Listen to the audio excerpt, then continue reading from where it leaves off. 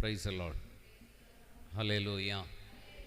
நல்லா உற்சாகமாக சொல்லுமா, ஹல்லேலூயா ஹல்லேலூயா.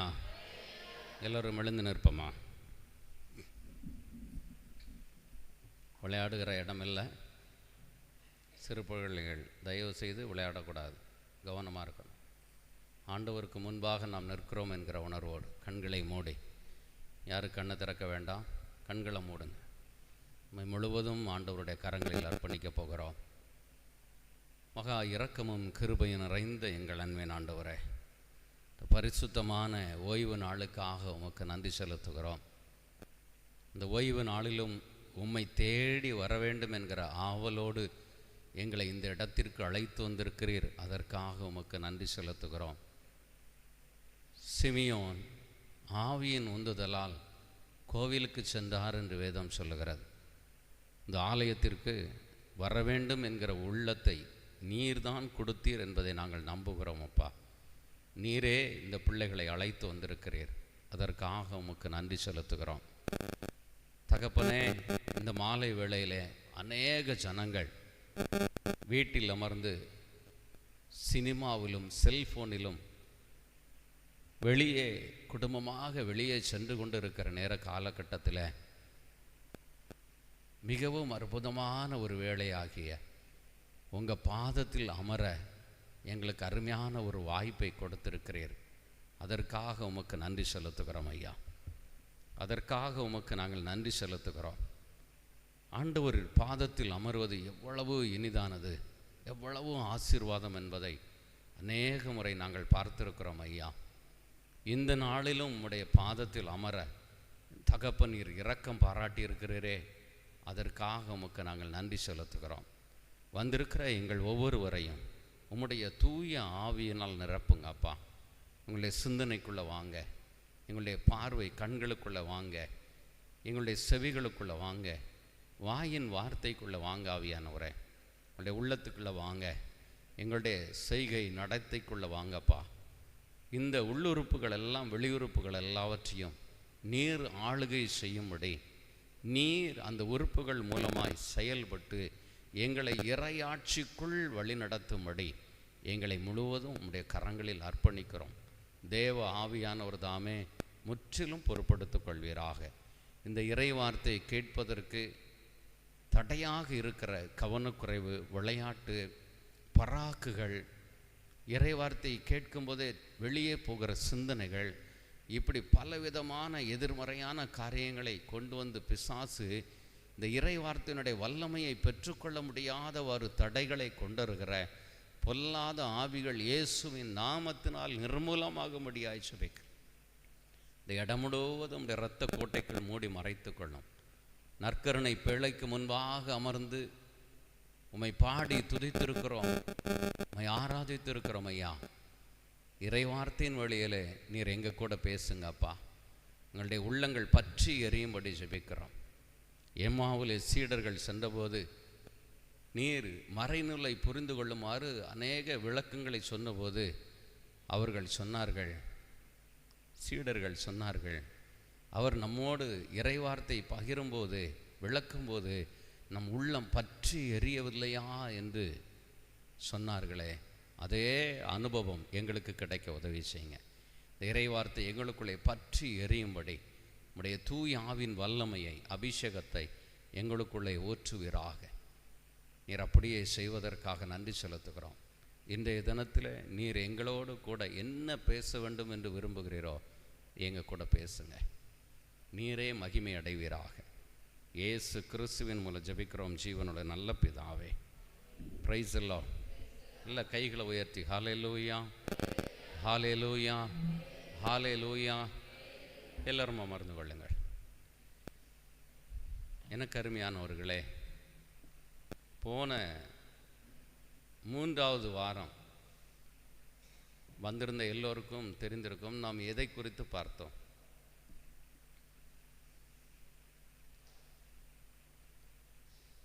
எந்த தலைப்பிலே நாம் பார்த்தோம்?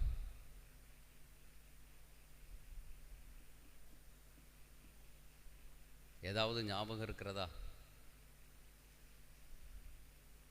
நோட்டு பேனா கொண்டு வாங்கன்னு சொல்லியிருக்கிறேன். சொல்லியிருக்கிறேன்னா இல்லையா? அப்போ இந்த நோட்டில் நீங்கள் எழுதி வச்சுட்டு வீட்டில் வச்சுட்டு வந்துட்டீங்கன்னா எப்படி அதை நீங்கள் திரும்ப பார்க்க முடியும்? கவனம் கவனம். பாப்பா ஒன்று அங்கே இரு, இல்லைன்னா இங்கே வந்துடு.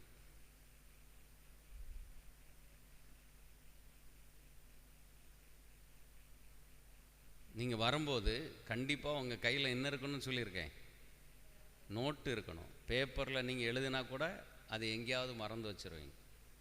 நோட்டில் நீங்கள் எழுதுனீங்கன்னு சொன்னால் அதை நீங்கள் வீட்டில் போய் திரும்ப நீங்கள் தியானிக்கும் போது இன்னும் ஆழமான உண்மைகளை உங்களுக்கு கற்றுக் கொடுப்பார். அதற்காக தான் நான் உங்களிடத்தில் சொல்வது, நீங்கள் கையில் நோட்டு, பேனா, பைபிள் எல்லாம் கொண்டு வாங்கன்னு சொல்ல. போன தடவை நம்ம என்ன தியானிச்சோம் ஞாபகம் இருக்கா? ஆண்டவரை தேடுவதை குறித்து நம்ம பார்த்தோம்.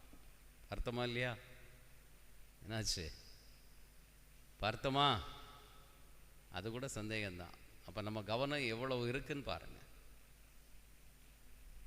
ஆண்டவரை தேடுவதை குறித்து நாம் பார்த்தோம். நல்ல ஆழமாய் நம்மளுக்கு ஆண்டவர் கற்றுக் கொடுத்தார். பைபிளில் ஒருவரை குறித்து பார்த்தோம். யாரை குறித்து? பர்த்திமேயு குருடன் என்பவரை குறித்து பார்த்தோமா இல்லையா? ஞாபகம் இல்லை. நம்ம கவனம் எவ்வளவு இருக்குன்னு பார்த்துக்க. இறைவார்த்தையை நம்ம கேட்கிறோம் என்றால் கேட்பதனால் நமக்கு என்ன இல்லை? என்ன இல்லை? யாக்கோபு எழுதிய புஸ்தகம் 1வது அதிகாரம்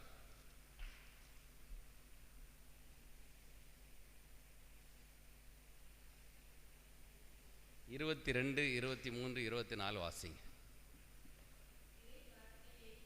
எல்லாரும் எடுத்துக்கிடட்டும்.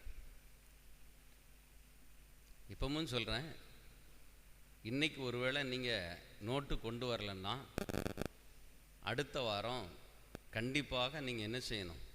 நோட்டும் பேனாவும் கொண்டு வரணும். சரியா? கொண்டு வந்து நீங்கள் எல்லாம் எழுதி வச்சிங்கன்னா தான் உங்களுக்கு ஞாபகம் வரும். சரி, வாசிங்க. இறை வார்த்தையை கேட்கிறவர்களாக மட்டும் இருந்து உங்களை ஏமாற்றிக் கொள்ள வேண்டாம். அதன்படி நடக்கிறவர்களாகவும் இருங்கள். பைபிள் இறை வார்த்தை மிக அழகாக சொல்லுகிறது. இறை வார்த்தையை நாம் கேட்கிறவர்களாக மட்டும் இருந்து என்ன செய்யக்கூடாது? யாரை ஏமாத்துறோம்? யாரை ஏமாத்துறோம்? சாமியாரையா? இல்லை என்னையா? யார் இறை வார்த்தை உங்களுக்கு கொடுக்குறாங்களோ அவங்களையா? யாரை ஏமாத்துறோம்? ஒவ்வொருத்தரும் தன்னைத்தானே என்ன செய்யக்கூடாது?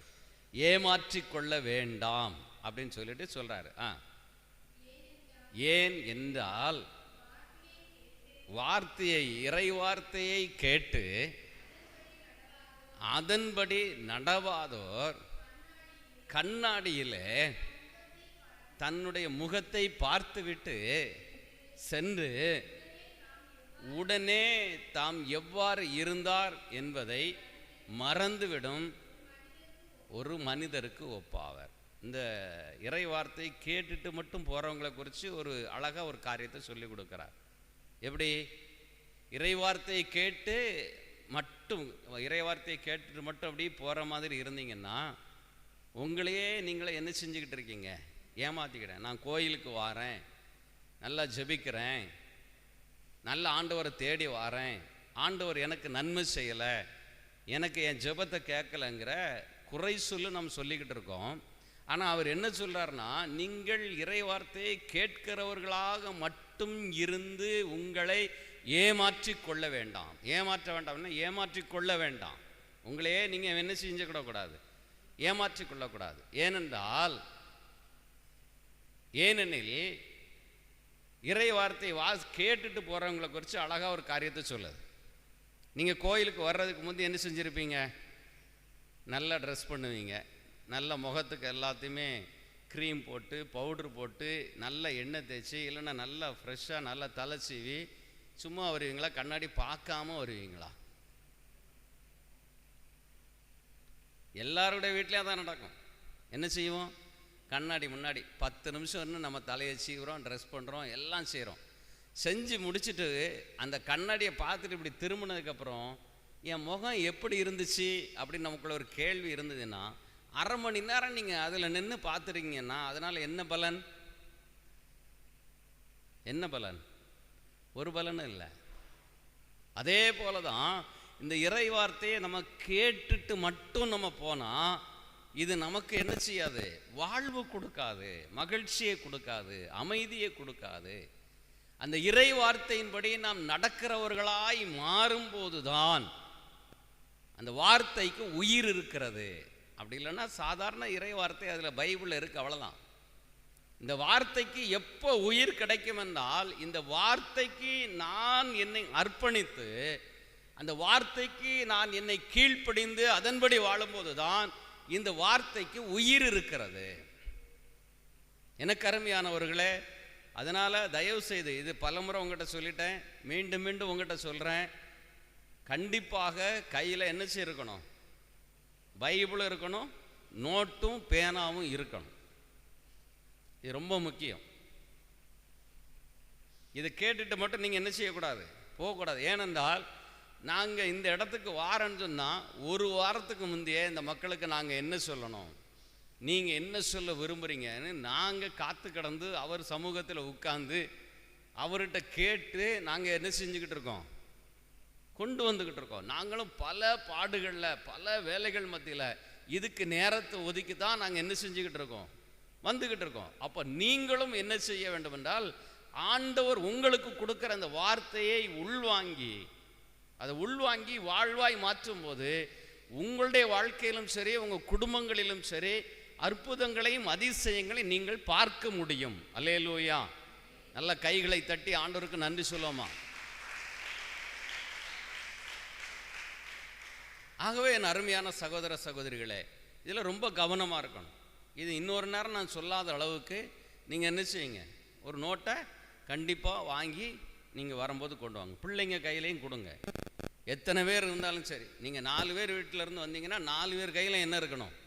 பைபிளும் நோட்டும் பேனாவும் இருக்கணும். இது விளையாடுற இடம் இல்லை, வேடிக்கை பார்க்குற இடம் இல்லை, நேரத்தை போக்குறதுக்காக வர்ற இடம் இல்லை. இந்த இடம் ஆண்டவர் வீற்றிருக்கிற ஒரு புனிதமான இடம். Price the lord. ஹல்லேலூயா, ஹல்லேலூயா, ஹல்லேலூயா. நற்கருணையில் யார் இருக்கா? யார் இருக்கா?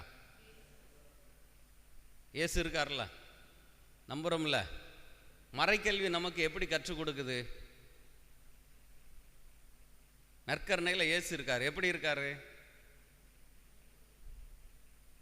திருவுடலாகவும் திரு இரத்தமாகவும் ஆன்மாவோடும் தெய்வீகத்தோடும் அந்த நற்கருணையில் இருக்கிறார்.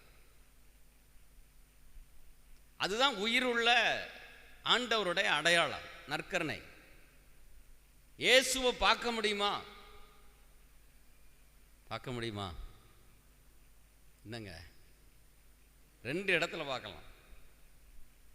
எங்கெல்லாம்? ஒன்று நற்கருணை, இன்னொன்று இறை வார்த்தை. Price the Lord. கைகளை உயர்த்தி ஹல்லேலூயா, ஹல்லேலூயா, ஹல்லேலூயா. அப்போ ஆண்டவராக இயேசு கிறிஸ்து அந்த நற்கருணையில் திருவுடலாகவும் திரு இரத்தமாகவும் ஆன்மாவோடும் தெய்வீகத்தோடு அவர் அந்த நற்கருணையில் இருக்கிறார். அந்த நற்கருணையில் இருக்கிற என் ஆண்டவர் இயேசுவை நாம் உட்கொள்ளுகிறோம். நல்லா புரிஞ்சுக்கங்க, அவரை நாம் என்ன செய்கிறோம்? உட்கொள்ளுகிறோம். நமக்குள் வந்த இயேசு வாழ்வு கொடுப்பதற்காக வந்திருக்கிறார். ஹல்லேலூயா, ஹல்லேலூயா. வாழ்வுனா என்ன? கடவுள் கொடுக்கிற மகிழ்ச்சி, கடவுள் கொடுக்கிற அமைதி, இந்த 2ஐயும் நமக்கு தர்றதுக்காக தான் வந்திருக்கிறார். அப்ப எனக்கு அருமையானவர்களே, இந்த இறை வார்த்தையை நாம் எவ்வளவு கவனமாக நாம் கேட்க வேண்டும். நம் வாழ்க்கையில் எவ்வளவு பாடுகளும் துன்பங்களும் துயரங்களும் அவமானங்களும் கைவிடப்பட்ட நிலையிலும் தேவைகள் மத்தியிலும் இருக்கிற நமக்கு இந்த உலகத்தில் உதவி செய்வதற்கு யார் இருக்கா? சித்தப்பா இருக்காங்களா? வருவாங்களா? வருவாங்களாங்க? வரமாட்டாங்க. மாமா வருவாங்களா? வரமாட்டாங்க. பிள்ளைகள் வருமா? வராது. ஏனென்றால் நாம் இப்போ வாழுகிற காலம் கடைசி காலங்களில் வாழ்ந்து கொண்டிருக்கிறோம். அதனால் எல்லாருடைய உள்ளங்களிலும் அன்பு தணிந்து போய் இருக்கிறது. அன்பு தணிந்து போய்கொண்டே இருக்கிறது. ஆனால் ஒரே ஒருவருக்கு மட்டும் அன்பு ஊற்றாய் பாய்ந்து கொண்டிருக்கிறது. அது யாருக்கு? யாருக்குங்க? இயேசுவுக்கு. கைகளை தட்டி ஆண்டவருக்கு நன்றி சொல்லுமா. இந்த அன்பு தனக்குள்ள இருந்து மாறாத இந்த அன்பு ஒவ்வொரு நாளும் ஊற்றாய் அவருக்குள்ள இருந்து பெருக்கெடுத்து வந்து கொண்டே இருக்கிறது. அப்படிப்பட்ட அன்புள்ள தெய்வத்தை நற்கருணையின் வடிவில் நம்ம என்ன செஞ்சிருக்கிறோம்? வாங்கி இருக்கிறோம். அதெல்லாம் மறந்து விடக்கூடாது. இன்றைக்கு நாம் தியானிக்கக்கூடிய வேத பகுதியானது 1 தெசலோனிக்கேயரின் புஸ்தகம் 5வது அதிகாரம் 23, 24 வசனங்களை எடுத்துக்கொள்வோம்.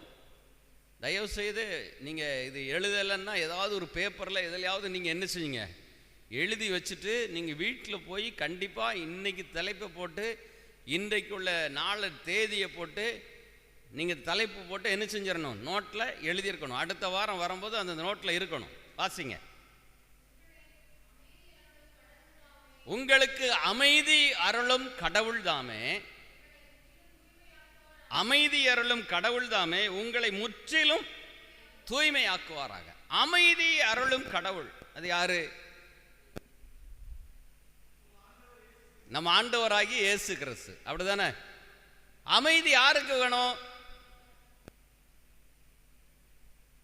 அமைதி இழந்தவர்களுக்கு வேணும். எதிலெல்லாம் அமைதி கிடைக்கும்? இழந்து போய் இருக்கிறோம். எல்லாவற்றிலும் அமைதி இழந்து போய் இருக்கிறோம். இந்த இழந்து போன அமைதியை இந்த உலகத்தில் யாரால கொடுக்க முடியும்? இந்த உலகத்தில் யாரால கொடுக்க முடியும்? எந்த மனுஷனாலையும் கொடுக்க முடியாது. எந்த உலக பொருட்களாலும் கொடுக்க முடியாது. அதனால தான் யோவான் எழுதிய நற்செய்தி 14வது அதிகாரம் 27வது இறைவார்த்தை என்ன சொல்லுகிறது எடுத்து வாசிங்கள். யோவான் எழுதிய நற்செய்தி 14வது அதிகாரம் 27வது இறைவார்த்தை எடுத்து வாசிங்க.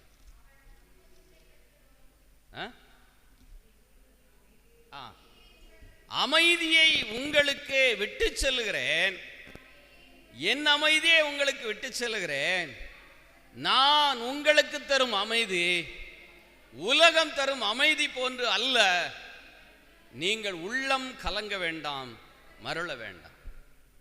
இதுல ஒரு அமைதியே ஆண்டவர் கொடுக்கன்னு சொன்னாரா இல்லையா? இந்த அமைதி எங்கிருந்து எடுத்து தாரன்னாரு?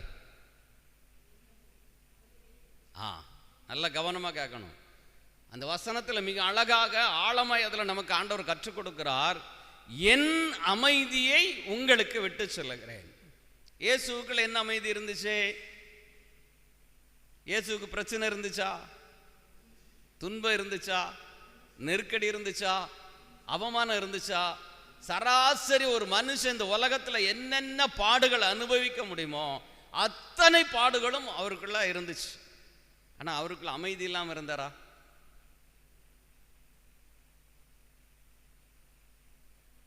தேடி வரும்போது எனக்கு நான் இன்னைக்கு அமைதியா இல்லை, அதனால நாளைக்கு வான்னு சொல்லி சொன்னாரா? எவ்வளவு பாடுகள் வந்தாலும் சரி, எவ்வளவு அவமானம் வந்தாலும் சரி, ஆண்டவர் இயேசுக்குள்ளே ஒரு அமைதி இருந்தது. இந்த அமைதியை எப்படி பற்றி கொண்டார் என்றால், ஒவ்வொரு நாளும் தந்தையினிடத்தில் போய் நின்றார்.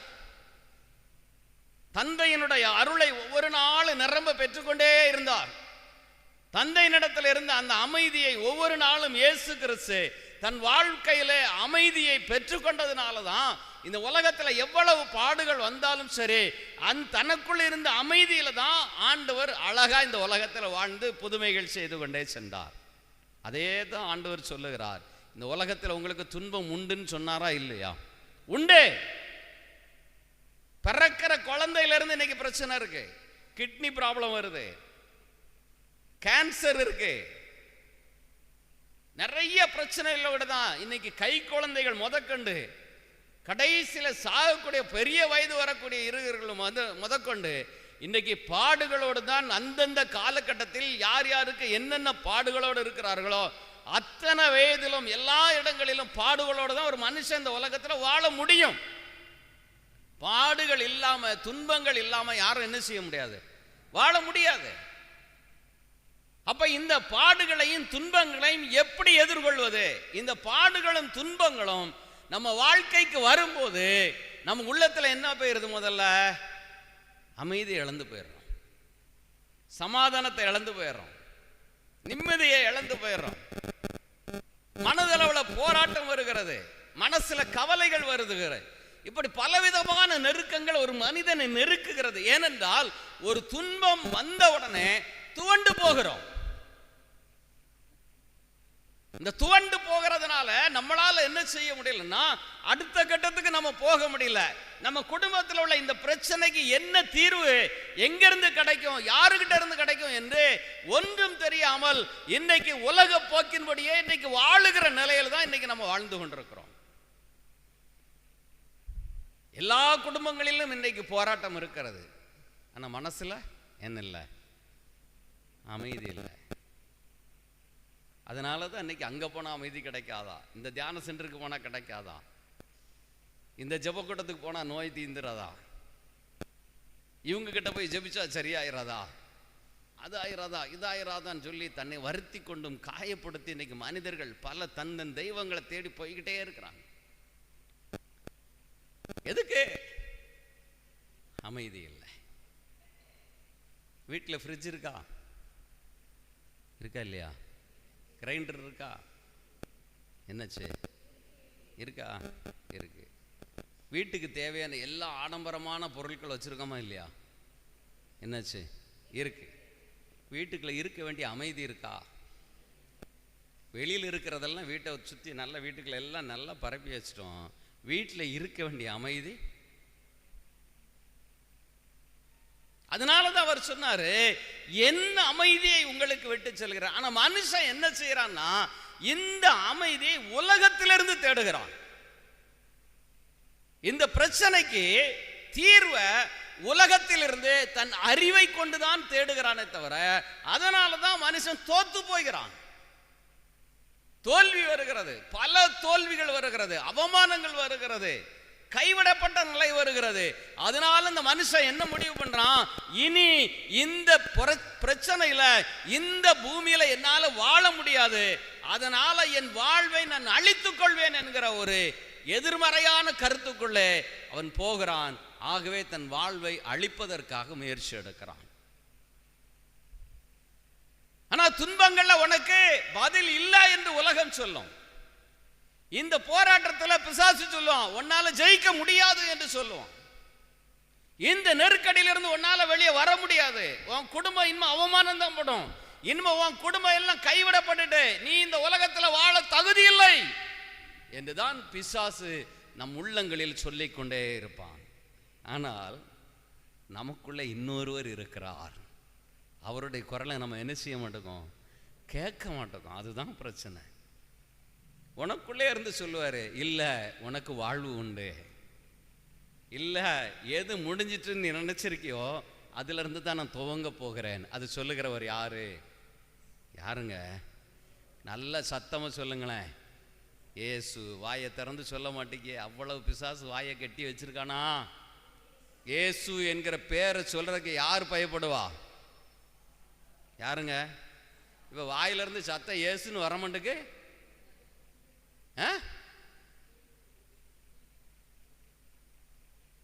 இயேசு பேரை யாரு சொல்றதுக்கு பயப்படுவா?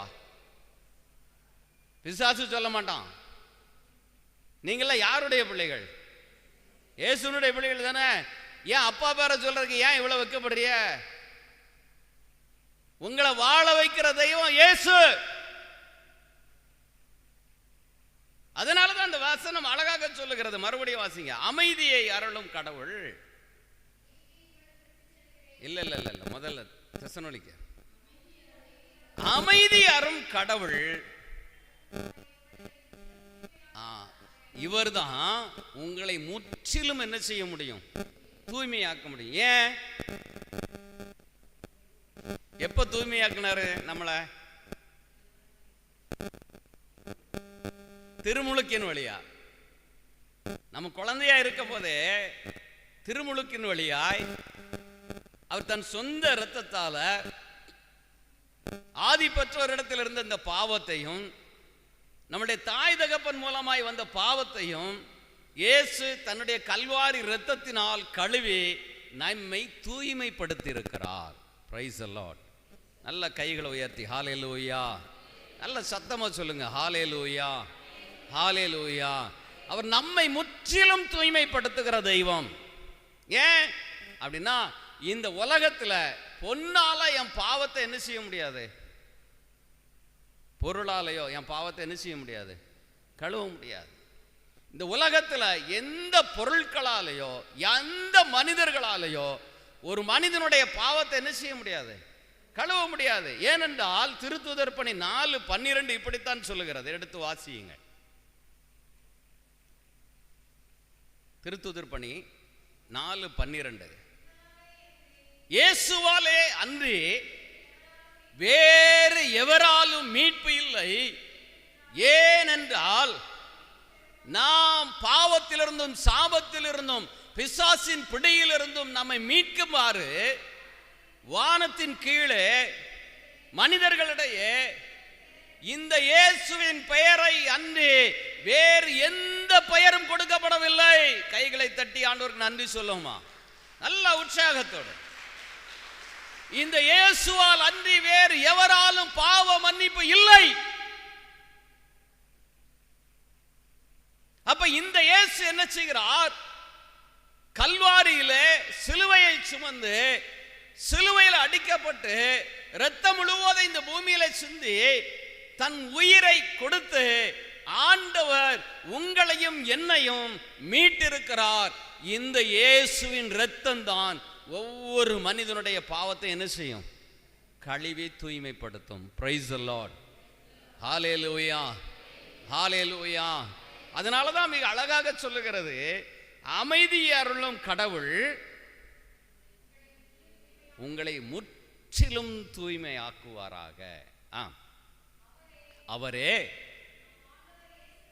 நம் ஆண்டவர் இயேசு கிறிஸ்து வரும்போது, நல்லா கவனமா கேட்கணும், உங்களுடைய உள்ளம், ஆன்மா, உடல் அனைத்தையும் குற்றமின்றி எப்படி காப்பாராக, முழுமையாய் காப்பாராக.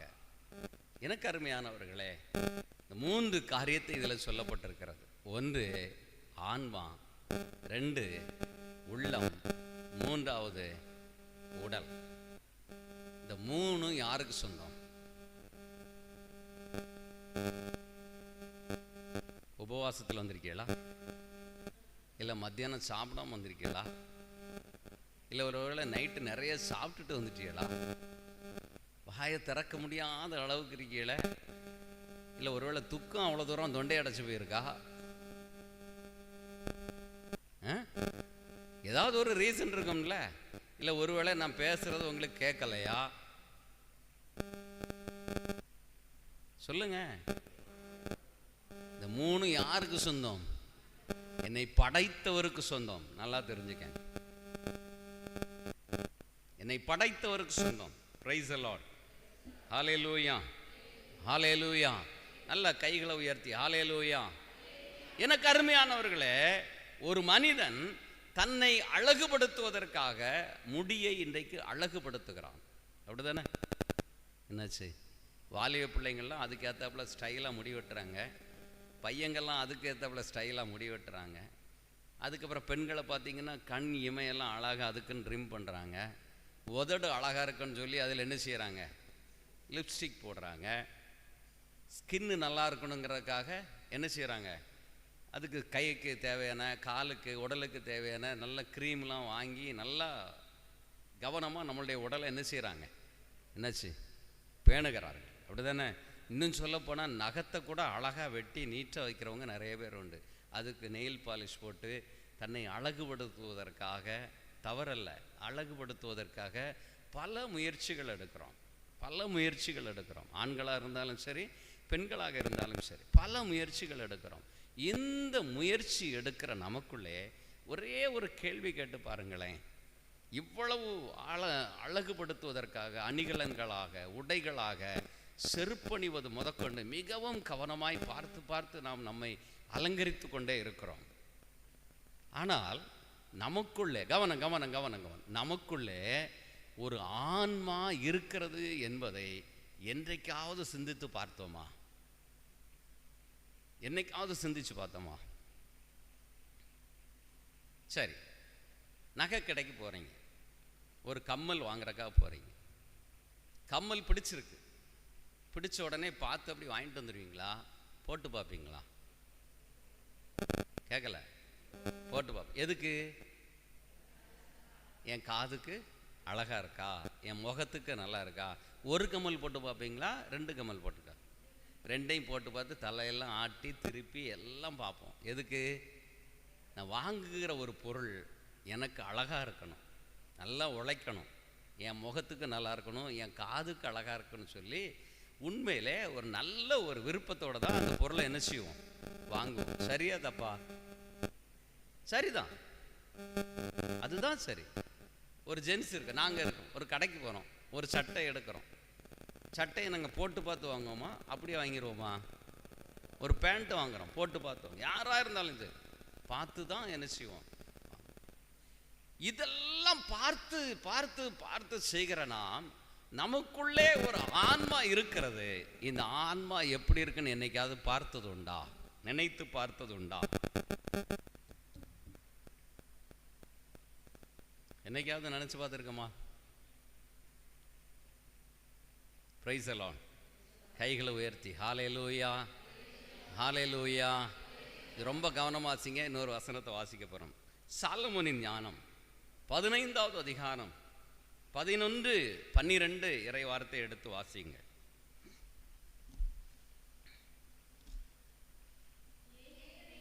யாரோ சத்தமாக ஒருத்தவங்க மட்டும் வாசிங்க. ஏனெனில், நல்ல கவனமாக கேளுங்க, நல்ல கவனமாக கேட்கணும்.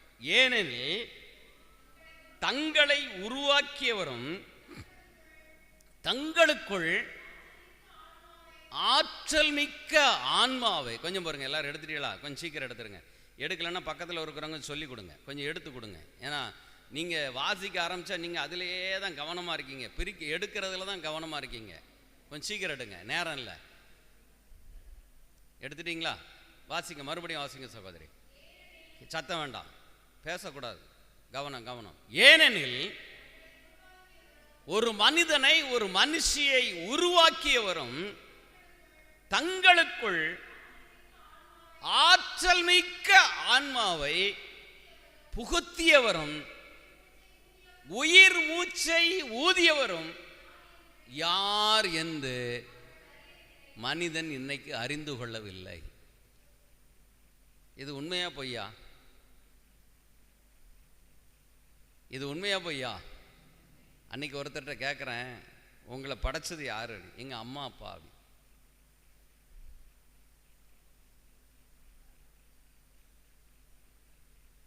அறிவியலும் அப்படிதான் சொல்லுது. ஆனால் எனக்கு அருமையானவர்களே, ஒரு மனிதனுக்குள்ளே ஒரு ஆன்மா இருக்கிறது. கடவுள் முதல்ல மனிதனை எப்படி படைச்சார்னா, தன்னுடைய சாயலில் தான் மனுஷனை என்ன செஞ்சாரு? கடவுள் எப்படி பாரு? பக்கத்தில் இருக்கிறவங்களை கேளுங்க, திருப்பி கேளுங்க. பக்கத்தில் இருக்கிறவங்களை தெரியும் கடவுள் எப்படி பாருன்னு கேளுங்க, சும்மா கேளுங்க. கேட்டீங்களா? இப்போ நீங்க சொல்லுங்க, உங்களை மாதிரி தான் இருப்பாரு. சொல்லுங்க, யார மாதிரி இருப்பாரு? உங்களை மாதிரி தான் இருப்பாரு. அப்போ ஒவ்வொரு மனிதனுக்குள்ளும் கடவுள் இருக்கிறார் என்பதை நாம் அறிந்து கொள்ள வேண்டும். எந்த மதமாக இருந்தாலும் சரி, எந்த இனமாக இருந்தாலும் சரி, யாராக இருந்தாலும் சரி, ஒவ்வொரு மனிதனுக்குள்ளும் கடவுள் இருக்கிறார். பிரிச்சு பார்க்க கூடாது. மதங்களை கடந்தவர் ஆண்டவர், நல்லா தெரிஞ்சுக்கங்க. ஒவ்வொரு மனுஷனுக்குள்ளும் கடவுள் இருக்கிறார். ஒரு மனிதனுக்குள் கடவுள் இல்லை என்றால் அவன் செத்து போயிடுவான். நல்லா தெரிஞ்சுக்கங்க. அப்போ இதை ஒரு மனிதன் அறிந்து கொள்ள வேண்டும். என்ன படைச்சது யாரு? என் ஆண்டவர். எனக்குள்ள உயிர் கொடுத்தது யாரு? என்ன படைச்சிட்டார், உருவாக்கிட்டார். உயிர் வேணும்ல. எல்லாத்தையும் போல வார்த்தையால படைக்கல மனுஷனை, நல்லா தெரிஞ்சுக்கங்க. எல்லாம் உண்டாவதாக உண்டாவதாகன்னு சொன்னாரு, எல்லாம் உண்டாயிருச்சு. ஆனா மனிதனை மண்ணால் உருவெடுத்து அது எழுந்திருச்சு நடன்னு சொன்னா நடக்குமா நடக்காதா? நடக்கும். அவருடைய வார்த்தைக்கு வல்லமை உண்டு, உயிர் உண்டு, நடக்கும். ஆனால் அவர் என்ன செய்தார் என்றால், தனக்குள் இருந்த சுவாசத்தை மனிதனுடைய அந்த மண்ணினுடைய நாசியில் ஊதும் போது ஒரு மண் மனிதனாய் மாறினான். அப்படித்தானே பைபிள் சொல்லுது, இறைவார்த்தை அப்படித்தானே சொல்லுது. அப்ப ஒரு மனிதனுக்குள்ள ஓடுகிற உயிர் மூச்சு யார் கொடுத்தது? யாருது? யாருதுங்க? இப்ப நீங்க உங்க சொக்காரங்களுக்குள்ள சண்டையில யாரையோ ஒருத்தங்களை வெறுத்திருக்கீங்கன்னா நீங்க யாரை வெறுக்கிய? கூட பிறந்தவங்களை சொத்து பிரச்சனையில உங்களுக்குள்ள ஒரு பிரச்சனை வருது, யாரை எதிர்த்து நிக்கிய? கடவுளுடைய சாயலா இருக்கிற ஒரு மனிதன், அவனுக்குள்ள யார் இருக்கா? இதை முதல்ல கண்டுபிடிக்கணும். இதை கண்டுபிடிச்சாச்சுன்னா குடும்பத்துக்குள்ள பிரச்சனையும் வராது, சண்டையும் வராது, எதுவும் வராது. ஒரு கணவனுக்குள்ள கடவுள் இருக்கிறார் என்பதை ஒரு மனைவி கண்டுபிடிச்சிட்டான்னா அவர்கிட்ட குறை இருந்தாலும் அந்த மனைவி என்ன செய்து கொள்வார்? ஏற்றுக்கொள்வார். ஒரு கணவன் தன் மனைவி கிட்ட கடவுள் இருக்கிறார் என்பதை அறிந்து கொண்டார் என்றால் அந்த மனைவி குறைவுள்ளவளாக இருந்தாலும் சரி, அந்த கணவன் அவர் என்ன செய்வார்? ஏற்றுக்கொள்வார். இந்த மனநிலை இல்லாதவர்களிடத்தில் எவ்வளவு நீங்கள் நிறைவை கொடுத்தாலும் நிறைவடைய முடியாது. Price the Lord. நல்ல கைகளை உயர்த்தி ஹல்லேலூயா, ஹல்லேலூயா. மறுபடியும் அந்த வசனத்தை வாசிங்க. ஏனெனில் தங்களை உருவாக்கியவரும் தங்களுக்குள் ஆற்றல் மிக்க ஆன்மாவையும் புகுத்தியவரும் உயிர் மூச்சை ஊதியவரும் யார் என்று அவர்கள் மனுஷனைக்கு அறிந்து கொள்ளல. மனுஷனைக்கு அறிந்து கொள்ளல. அதைத்தான் அழகா சாலமோனின் ஞானம் நமக்கு கற்றுக் கொடுக்கிறது. அடுத்தப்பல வாசிங்க தொடர்ந்து. அவர்களோ, நல்ல கவனமாக கேளுங்க, அவர்களோ தன் வாழ்க்கையை ஒரு விளையாட்டாகவோ தங்களுடைய வாழ்நாளை பணம் சேர்க்கக்கூடிய ஒரு திருவிழா சந்தையாகவும் இருக்கிறார்கள். Praise the lord. Hallelujah, hallelujah. வாசிங்க. அதாவது தானே. ஏனெனில் ஒருவர் எவ்வழியாலும் ஏன் தீய வழியினாலும் கூட பணம் சேர்க்க வேண்டும் என சொல்லிக் கொள்கிறார்கள். எனக்கு அருமையானவர்களே, இந்த மனிதனுடைய அன்றாட வாழ்க்கையில் நடக்கிற விஷயத்தை அது அப்படியே எழுதி வைத்திருக்கிறது. அப்போ ஒரு மனிதன் யார், அவனுடைய யாரு சாயல், அவனுக்குள்ளே இருக்கிற உயிர் மூச்சு யார் கொடுத்தது, அவனுக்குள்ளே ஆற்றல் மிக்க ஒரு ஆன்மா புகுத்தியது யார் என்று ஆண்டவரை அறிந்து கொள்ளாததுனால தான் இன்றைக்கு மனிதர்கள், நீங்கள் உங்ககிட்ட கேட்குறேன், கடவுள் ஏன் உங்களை படைத்தார் என்பதற்கு உங்களுக்கு பதில் சொல்ல முடிகிறதா? கவனம் கவனம். கடவுள் ஏன் உங்களை படைத்தார் என்பதற்கு உங்களால் பதில் சொல்ல முடிகிறதா? ஏன் என்னை ஆண்டவர் ஒரு குடும்பமாய் உருவாக்கி இருக்கார் சொல்ல தெரியுதா?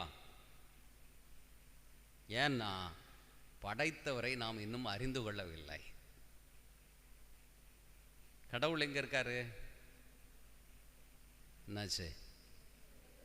இதை அடிக்கடி கேட்டுக்கிட்டே தான் இருக்கேன். கடவுள் எங்க இருக்காரு? வீட்டில் இருக்காரா? எங்க இருக்காரு? இப்படிதான் ஒரு இடத்துல கேட்டேன், கடவுள் எங்க இருக்காருன்னு. எல்லா இடத்திலும் இருக்கிறார். எல்லா இடத்துலையும் இருக்கிற கடவுள் உனக்கு என்ன நன்மை? அதுக்கப்புறம் தான் சொன்னேன், நற்கருணையில் இருக்கிறார். நற்கருணையில் இருக்கிற இயேசு ஒவ்வொருவருக்குள்ளும் வருகிறார்.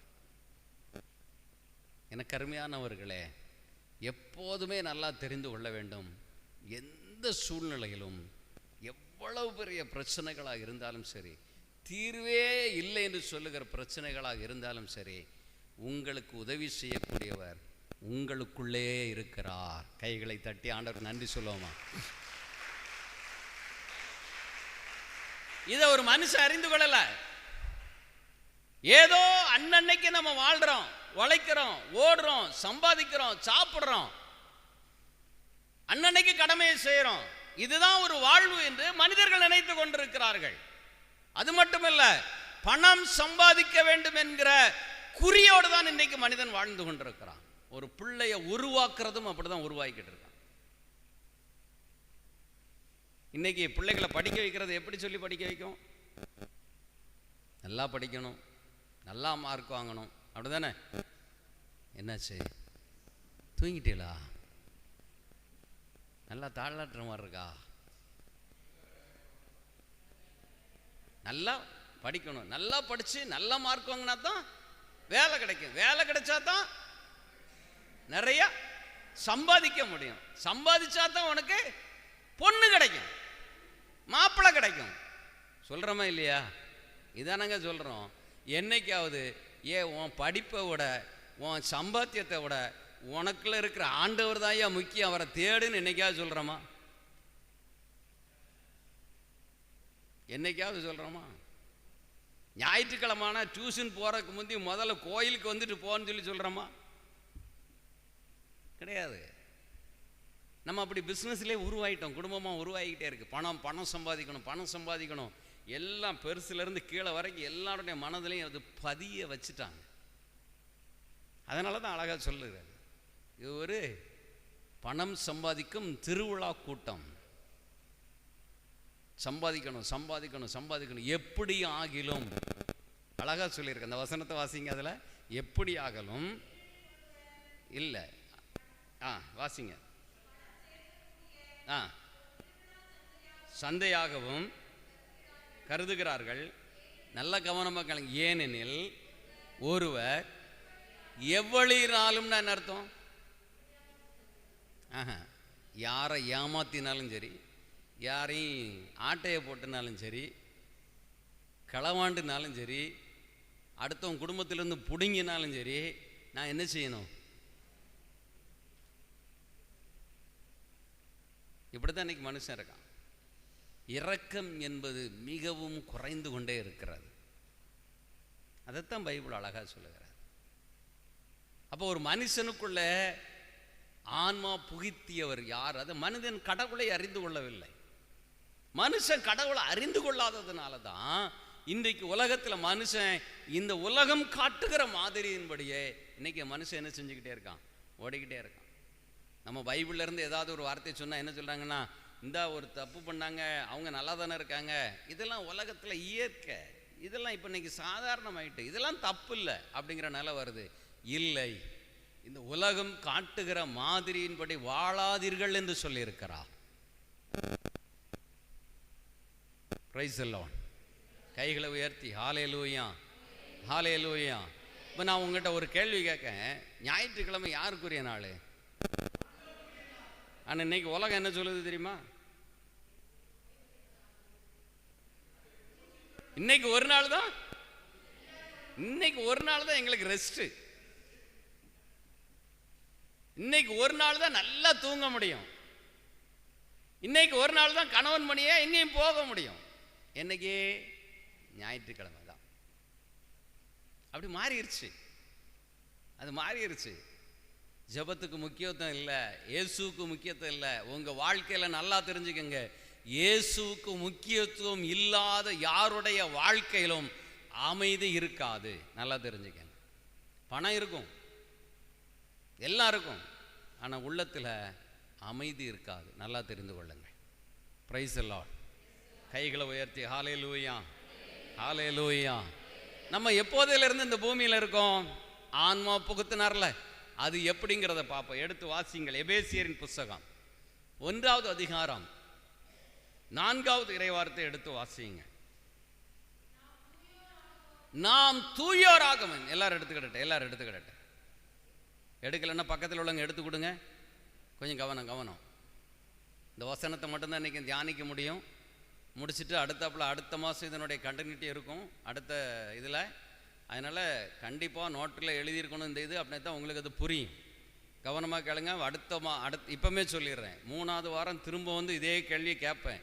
என்ன தலைப்புன்னு கேட்பேன், ஊடையில் என்னென்ன காரியம் நடந்துச்சுன்னு கேட்பேன். தலைப்பு தானே அப்படின்னு சொல்லி படிச்சுக்கிட்டு வந்துடாதங்க, உள்ளதையும் கேட்பேன். அப்படின்னா தான் உங்களுக்கு அது புரியும், கண்டினியூட்டி நல்லாயிருக்கும். ஆசிங்க. எல்லோரும் எடுத்தாச்சா? எடுக்கலைன்னா பரவாயில்ல, பைபிள் அப்படி வச்சுருங்க. கவனமாக கேளுங்க. Very good. வாசிங்க. கொஞ்சம் பாருங்க. பாப்பா, அவளுக்கு எடுத்து கொடுமா, அவள் ஆசைப்படுறா, அவளுக்கு எடுத்து கொடு, வாசிக்கட்டும். பரவாயில்ல, ஒரு ஆர்வம் இருக்கு.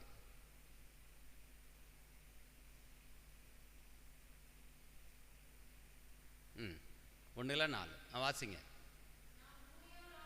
நல்லா தெரிந்து கொள்ளுங்கள், நாம் தூயோராகவும் மாசற்றவர்களாகவும் கடவுள் திருமுன் விளங்கும்படி இந்த உலகம் தோன்றுவதற்கு முன்பாக கடவுள் நம்மை கிறிஸ்து இயேசு வழியாய் நம்மை தேர்ந்தெடுத்தார்.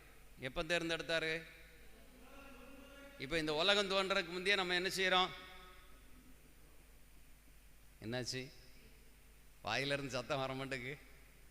இதுக்கு அர்த்தம் என்னன்னா, இந்த உலகம் தோன்றதுக்கு முந்தினா நான் இந்த உலகத்தில் என் வாயில் நாள் தொடங்குவதற்கு முன்பாகவே நான் இருக்கிறேன். எப்படி இருக்கிறேன் அப்படின்னா, ஆண்டவருடைய கரத்தில் ஒரு ஆன்மாவாக இருக்கிறேன். நல்லா கவனமாக கேட்கணும். ஆன்மாவாக இருக்கிறேன். இந்த ஆன்மாவுக்கு உரு கொடுப்பதற்காக தான் தாயும் தகப்பனையும் தேர்ந்தெடுத்து அந்த புனிதமான கருப்பாத்திரத்தில் இந்த ஆன்மாவை வைக்கிறார். இந்த ஆன்மாவுக்கு தான் உரு கொடுக்கப்படுகிறது. அங்கே ஆண்டவர் தாயினுடைய வயிற்றில் எனக்கு உரு கொடுக்கிறார். என் முகம் எப்படி இருக்கணும், என் கண் எப்படி இருக்கணும், என் வாய் எப்படி இருக்கணும், என் காது எப்படி இருக்கணும், என் உள்ளங்கள் உடலில் இருக்கிற ஒவ்வொரு அவயங்களும் எப்படி இருக்க வேண்டும் என்று யார் தீர்மானிக்கிறார்? யாருங்க? கடவுள் தீர்மானிக்கிறார். தீர்மானிச்சு தான் இந்த பூமியில் பிறந்திருக்கிறோம். எதுக்காக பிறந்திருக்கோம்?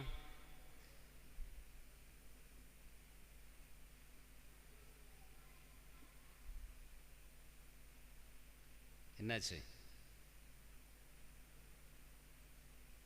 எதுக்காக பிறந்திருக்கோம்? நல்லா பணம் சம்பாதிக்கணும், அப்படிதானே? நல்லா வேலை பார்க்கணும், நல்லா என்ஜாய் பண்ணணும்.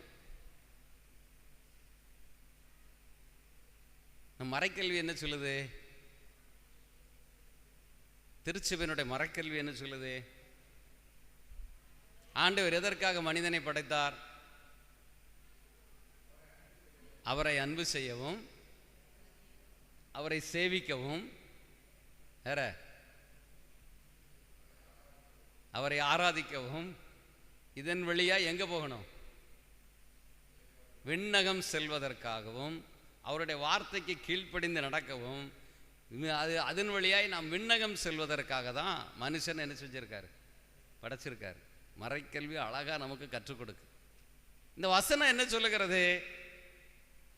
நாம் தூயோராகவும் மாசற்றவர்களாகவும் கடவுள் திருமுன் விளங்கும்படி கிறிஸ்து இயேசு வழியாய் கடவுள் நம்மளை என்ன செய்தார்? இந்த உலகம் தோன்றுவதற்கு முன்பே நம்மை தேர்ந்தெடுத்தார். நல்லா கவனமாக புரிஞ்சுக்கிடணும். என்னை எப்படி தேர்ந்தெடுத்தாரு? உலகம் தோன்றுவதற்கு. எப்படி இருக்கணும்னு சொல்லியிருக்காரு? தூயவராகவும். அப்படின்னா என்ன அர்த்தம்? பரிசுத்தமாய் வாழவும். மாசற்றவர்கள் என்ன அர்த்தம்? பாவம் என்றால் என்னவென்றே தெரியாத ஒரு நிலை இருந்து இந்த உலகத்தில் நமக்கு பல கடமைகள் கொடுக்கப்பட்டிருக்கிறது. குடும்பத்தில் கொடுக்கப்பட்டிருக்கிறது, வேலை செய்கிற இடங்களில் கொடுக்கப்பட்டிருக்கிறது, திருச்சபையில் கடமைகள் இருக்கிறது, சமுதாயத்தில் செய்ய வேண்டிய கடமைகள் இருக்கிறது. இதையெல்லாம் செய்து முடிச்சுட்டு எங்கே போகணும்? பரலோகத்துக்கு போகணும். எப்போ ஆண்டவர் கரத்திலிருந்து கொடுக்கப்பட்ட இந்த ஆன்மா இந்த உலகத்திலே நமக்கென்று குறிக்கப்பட்ட ஆண்டுகள் முடித்து விட்டு மீண்டும் நான் யாருக்கிட்ட போகணும்? ஆண்டவர்கிட்ட போகணும். இந்த ஆன்மாவை யார்கிட்ட கொண்டு போய் கொடுக்கணும்? ஆமாம், ஒரு உயிர் இங்கே இறந்த உடனே ஆன்மா இந்த பூமியில் தங்குவதற்கு அனுமதி கிடையாது. இந்த ஆன்மா டைரக்டாக எங்கே போயிடும்? ஆண்டவர் கைக்கு போயிடும். இப்போ ஆண்டவர் கையிலிருந்து ஆன்மா நமக்கு கொடுக்கும்போது எப்படி இருந்துச்சு? தூய்மையாக இருந்துச்சு, அப்படி தானே? இப்போ நம்ம ஆன்மா எப்படி இருக்கு? கண்ணாடி போட்டால் தான் தெரியுமா? பாவத்தோடு இருக்கு. ஒருவேளை கண்ணாடி போட்டால் தெரியுமாண்ணா? நானும் கண்ணாடி போட்டிருக்கேன், எனக்கும் தெரிய மாட்டேங்கன்னு பார்த்தேன். சும்மா விளையாட்டுக்கு சொல்ல. அப்போ எனக்கு அருமையானவர்களே, இப்போ இந்த நிலையெல்லாம் என் ஆன்மாவை ஆண்டவர் கரத்தில் கொடுக்க முடியுமா? கொடுக்க முடியாது, அப்படிதானே? என்னாச்சு? இரக்கம் நிறைந்த கடவுள். அதனால தான் ஒவ்வொரு நாளும் நமக்கு ஆயுசு நாட்களை கூடுதலாக தந்துக்கிட்டே இருக்கிறார். கைகளை தட்டி ஆண்டவருக்கு நன்றி சொல்லணும். இன்னைக்கு என் பிள்ளை என்கிட்ட வந்துடும், இன்னைக்கு என் பிள்ளை எப்படியாவது என்னை நம்பும், இன்னைக்கு என் பிள்ளை எப்படியாவது என்னை தேடும். இந்த பிள்ளை என்னை தேடும் போது என் பிள்ளையினுடைய ஆன்மாவில் இருக்கிற கரதிரையெல்லாம் நான் கழுவுவேன் என்று ஆண்டவர் இயேசு வழி மேலே வெளி வைத்து காத்து கொண்டிருக்கிறார். என் பிள்ளை என்கிட்ட வரணும் அப்படின்னு. ஆனால் நம்ம என்ன செய்ய மாட்டோம்? ஆண்டவரை தேட மாட்டோம். போன வாரம் நம்ம போன இதில் நம்ம பார்த்தது ஆண்டவரை தேட வேண்டும் என்று பார்த்தோம். ஏன் தேடணும்னு பார்த்தோம், எதற்காக தேட வேண்டும் என்று பார்த்தோம், தேடுவதனால் நமக்கு என்ன நன்மை கிடைக்கிறது என்பதை குறித்து பார்த்தோம். என்னை தேடினால் நீங்கள் வாழ்வீர்கள் என்று பார்த்தோம். இன்றைக்கு ஆண்டவர் சொல்லுகிறது, நீங்கள் ஆண்டவரை தேடி வர வர உங்களுடைய ஆன்மாவை பரிசுத்தப்படுத்தும்படி என் ஆண்டவர் காத்து கொண்டிருக்கிறார். இந்த ஆன்மா பரிசுத்தம் அடையாம ஆண்டவர் கையில் இந்த ஆன்மாவை கொண்டு போய் என்ன செய்ய முடியாது? கொடுக்க முடியாது. இந்த ஆன்மா எப்படி கரைபடுகிறது என்பதையெல்லாம் அடுத்த வாரத்தில் நாம் என்ன செய்வோம்? பார்ப்போம். Praise the lord. ஹல்லேலூயா. என்ன நேரம் ஆயிடுச்சு. இனிமேல் இந்த அடுத்த டாபிக் எடுத்தாச்சுன்னா 8:15 ஆயிரும். சோமணி முடிக்க 8:30 ஆயிரும். நீங்கள் ஏற்கனவே ஒரு ஸ்ட்ரிக்டாக ஒரு ஆர்டர் உங்கள் ஊரில், நம்ம ஊரில் 8 மணிக்கு முடிச்சிடணும். நாங்கள் எத்தனை மணிக்குனாலும் வருவோம், நீங்கள் எத்தனை மணிக்கு முடிச்சிடணும்? கேட்கல, எனக்கு கேட்கல. நாங்கள் எத்தனை மணிக்குனாலும் வருவோம், ஆனால் நீங்கள் முடிக்கிறது எத்தனை மணிக்கு முடிச்சிடணும்? ஆமாம், அதெல்லாம் ரொம்ப தெளிவாக இருப்பீங்கன்னு எனக்கு நல்லா தெரியும். அதனால் அந்த டைமுக்குள்ளே நான் என்ன செய்வேன்? என் வேலையை நான் கரெக்டாக முடிச்சிடுறேன், உங்கள் வேலையை நீங்கள் கரெக்டாக செய்யுங்க. கணக்கு யார்கிட்ட கொடுக்கணும்? என்கிட்ட இல்லை. நல்லா புரிஞ்சுக்கங்க. உங்களை படைத்தவரிடத்துல தான் உங்கள் கணக்கை கொடுக்கணும். அது நீங்களாச்சு, ஆண்டவராச்சு. எனக்குள்ள கடமை என்ன? அங்கேருந்து தூத்துக்குடியிலேருந்து இங்கே வந்து உங்களுக்கு நற்செய்தி அறிவிக்க வேண்டிய கடமை யாருக்கு? எனக்கு. இது கேட்குறதும் கேட்காததும் உங்கள் விருப்பம். நியாய தீர்ப்பு நாளில் கேட்பார், கட்டாயம் கேட்பார். எந்த ஊரில் இல்லாத விசேஷமாக உங்களுக்கு ஒரு ஆளை அனுப்பணுமே, திருவிழா நாட்கள் எல்லா நாளும் தியானம் நடத்தினோமே, தூத்துக்குடியிலேருந்து 2 குழு வந்து இங்கே வந்து பணி செஞ்சுத, சாமியார் வேற ஒழுங்காக செபத்துக்கு வாங்க திருப்பலிக்கு வாங்கன்னு கத்திக்கிட்டே கிடந்தார, சத்தம்லாம் போட்டாரா? என்னாச்சு? போடுறாரா இல்லையா? அவர் வீட்டில் போய் நீங்கள் பார்க்கலன்னா சத்தம் போடுறாரு. அவர் அப்பா வீட்டுக்கு வரலன்னு சொல்லி தானே சத்தம் போட்டுக்கிட்டு இருக்காரு. உங்கள் அப்பா வீட்டுக்கு நீங்கள் வரமாட்டீங்கன்னு சொல்லி தானே சத்தம் போடுறாரு. இது எல்லாத்தையும் அங்கே என்ன செஞ்சுருப்பாரு? எழுதி வச்சிருப்பார். சோப்பு கலர் இங்கில் எழுதுனது பூராத்தையும் அதை அழிக்கிறதுக்கு என்ன வேணும்? என்னாச்சு?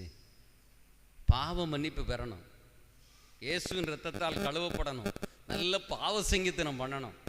அப்போ வந்து அந்த சுகப்பில் எழுதப்பட்டதெல்லாம் அழிக்கப்படும், பாவமெல்லாம் அழிக்கப்படும். அதனால எனக்கு அருமையானவர்களே, இதனுடைய தொடர்ச்சியை நாம் என்ன செய்வோம்?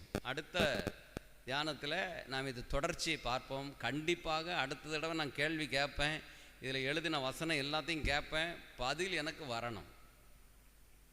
என்னாச்சு பிரதர், நீங்கள் இப்படிலாம் கேட்டீங்கன்னா நான் ஜெபத்துக்கு வர மாட்டேன், அது உங்கள் விருப்பம்.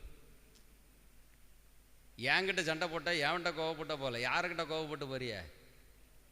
நல்லா தெரிஞ்சுக்கங்க, ஆசீர்வாதம் இழந்து போகிறது எனக்கு இல்லை, யாருக்கு? நீங்கள் தேடுனா ஆண்டவர் உங்களை வாழ வைப்பார். நீங்கள் ஒழுங்காக நீங்கள் ஆண்டவரை தேடி வர வர வர வர ஒரு வருஷம் இல்லைன்னா 2 வருஷம் கழித்து உங்கள் வாழ்க்கையை திரும்பி பாருங்கள், எவ்வளவு ஆண்டவர் உயர்த்தியிருக்கிறார் என்பதை உங்களால் அறிந்து கொள்ள முடியும். Price the Lord. கைகளை உயர்த்தி ஹல்லேலூயா, ஹல்லேலூயா. ஜெபிப்போமா. முழங்கால் படியிட முடிஞ்சவங்க முழங்கால் படியிடுங்க. ஒருவேளை முடியலை அப்படின்னா எழுந்திரிச்சு நிற்கலாம். ஒருவேளை அதுவும் முடியலை, எனக்கு உடல் பலவீனம் இருக்குது, வயதாயிருச்சு அப்படின்னா பரவாயில்ல, உட்காந்துக்கங்க. ஆனால் கட்டாயம் என்ன செய்யணும்? கண்ணை மூடி இருக்கணும். நம்முடைய சிந்தை எல்லாம் இயேசுவை நோக்கி இருக்க வேண்டும். நற்கருணை பேழைக்கு முன்பாக நாம் அமர்ந்திருக்கிறோம் என்கிற நிலையில் அமர்ந்திருக்க வேண்டும். கண்களை மூடுங்க. யாரும் கண்ணை திறக்கக்கூடாது, யாருமே கண்ணை திறக்கக்கூடாது. மனிதர்களை பார்த்தீர்கள் என்றால் மனிதன் தான் தெரியும். நீங்கள் அகக்கண்ணை திறந்து பாருங்கள், இயேசுவை நீங்கள் பார்க்க முடியும். இந்த வல்லமையுள்ள தெய்வத்தை நீங்கள் பார்க்க முடியும். கண்ணை மூடுங்க. யாரும் கண்ணை திறக்கக்கூடாது. மகா இரக்கமும் கிருபை நிறைந்த எங்கள் அன்பின் ஆண்டவரே, அற்புதமான இரவு வேளைக்காக உமக்கு நன்றி செலுத்துகிறோம் ஐயா. உம்மை தேடி வந்திருக்கிற அந்த ஜனங்களை உம்முடைய கரங்களில் ஒப்பு கொடுக்கிறோம் ஐயா. இன்றைக்கு நீர் எங்களுக்கு கற்றுக் கொடுத்திருக்கிறீர் ஆண்டவரே, எங்களுக்கு கற்றுக் கொடுத்திருக்கிறீர். என்னை படைத்தவர் யார்? எனக்குள்ளே இருக்கிற ஆன்மா யார் புகுத்தினார்? எனக்குள்ளே உயிர் மூச்சை யார் கொடுத்தா என்பதையெல்லாம் நீர் எங்களுக்கு கற்றுக் கொடுத்திருக்கிறீர் ஆண்டவரே. எங்க துன்பத்தில் நீங்க எங்க கூட இருக்கிறீங்கன்னு கற்றுக் கொடுத்திருக்கீங்க. நான் உன் கூட இருக்கிறேன் என்று கற்றுக் கொடுத்திருக்கீங்க. ஆன்மா எப்படிப்பட்ட நிலையில் இருக்கிறது என்பதையும் இன்றைக்கு கற்றுக் கொடுத்திருக்கீங்க. எனக்கு அருமையான ஆண்டவரே, அருமையான வேளையில் இந்த வந்திருக்கிற பிள்ளைகளை உங்களுடைய கரங்களில் ஒப்பு கொடுக்கிறோம் ஐயா. எங்களுடைய ஆன்மா, எங்களுடைய உள்ளம், ஆன்மா, உடல் அனைத்தையும் குற்றமின்றி பாதுகாத்து கொள்ளும்படி எங்களை முழுவதும் உடைய கரங்களில் ஒப்பு கொடுக்கிறோம் ஐயா.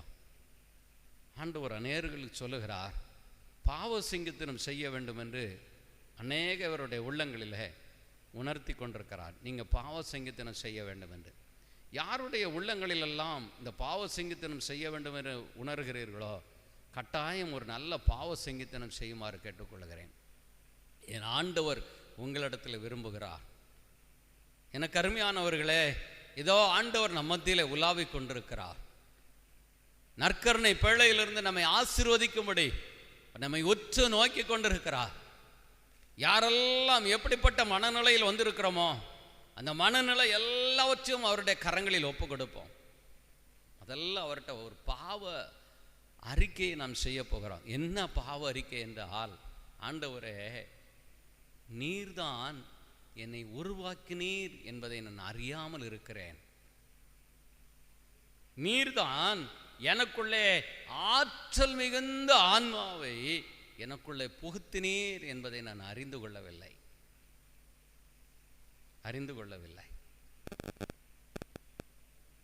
என்னை அறிந்து கொள்ளவில்லை. ஆமென் ஆண்டவரே, எனக்குள்ள இருக்கிற உயிர் மூச்சு உம்முடைய உயிர் மூச்சு என்பதை நான் அறிந்து கொள்ளவில்லை. நான் எதற்காக படைக்கப்பட்டேன் என்பதை அறிந்து கொள்ளாமல் இந்த உலகம் கற்றுக் கொடுக்கிற மாயையான காரியங்களில் விழுந்திருக்கிறோம் ஐயா.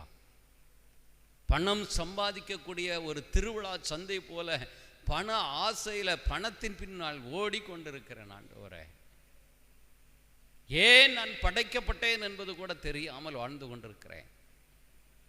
என் மேலாம் இரக்கம் கொள்ளுங்கப்பா. உள்ளத்தின் ஆழத்திலிருந்து சொல்லுங்க, இயேசுவே, நான் இப்படிப்பட்ட ஒரு பாவத்தில் வாழ்ந்து கொண்டிருக்கிறேன் ஐயா.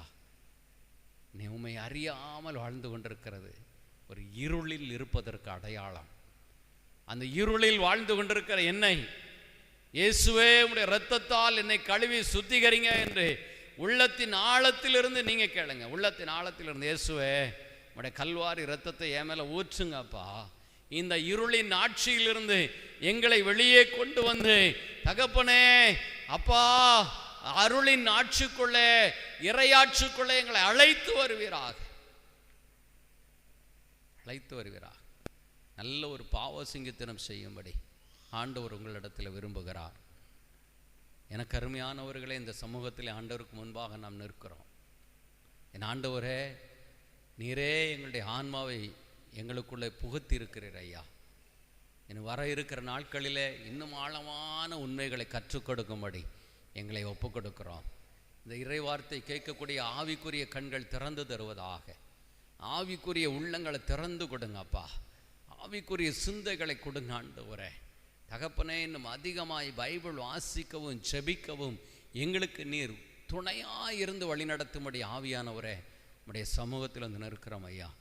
இந்த பிள்ளைகள் பலதரப்பட்ட தேவைகளிலும் உடல் நோயோடும் பல எதிர்பார்ப்புகளில் பண தேவைகள், பொருளாதார தேவைகள்னால பல எதிர்பார்ப்புகள் வந்திருக்கிற இந்த பிள்ளைகளுக்கு அவர்களுடைய உள்ளத்தின் விருப்பங்களை எல்லாம் நீங்கள் நிறைவேற்றி கொடுங்கப்பா. உம்முடைய அருள் கரத்துக்குள்ளே, பாதுகாக்கிற கரத்துக்குள்ளே, குணமளிக்கிற கரத்துக்குள்ளே, விடுவிக்கிற கரத்துக்குள்ளே, நன்மை செய்கிற கரத்துக்குள்ளே வந்திருக்கிற பெரியவர் முதல் சிறியவர் வரை அனைவரை நீங்கள் ஆசீர்வதிங்கப்பா, ஆசீர்வதிங்கப்பா. உம்முடைய கல்வாரி இரத்தத்தினாலும் உம்முடைய 5 திருக்காயத்தின் வல்லமையினாலும் இவர்களை மூடி மறைத்து கொள்ளுங்க. என்னென்ன தேவைக்காக வந்திருக்கிறார்களோ அத்தனை தேவைகளை நிறைவேற்றி தரும்படி உம்முடைய கரங்களுக்குள்ளே ஒப்பு கொடுக்குறோம். ஆசீர்வதிங்கப்பா, வழி நடத்துங்க, பெரிய காரியங்களை நீங்கள் செய்யுங்க. இயேசு கிறிஸ்துவின் மூலம் ஜெபிக்கிறோம் ஜீவனுள்ள நல்ல பிதாவே.